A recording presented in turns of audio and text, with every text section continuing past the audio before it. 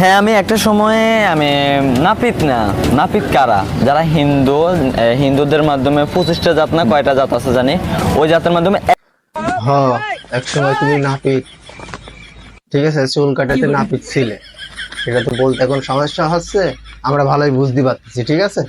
কেন? নাপিত নাপিত আমাদের আর চিনাতে হবে না। যারা চুল কাটে তারা হিন্দু, যারা নাপিত, আর তুমি হচ্ছে কি নাপিতের খালা।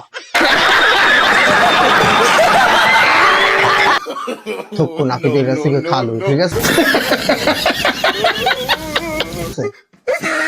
ভাই, মুসলমান হোক আর যে হোক না কেন, যে চুল কাটবে সেই না, সে মুসলমান হোক আর হিন্দু খ্রিস্টান বৌদ্ধ যে হোক না কেন সেই না। নিঃসন্দেহে তুই ঠিক কথা বলেছিস। একটা জাত হলো নাপিত, আর তুমি সেই জাতের সর্দার।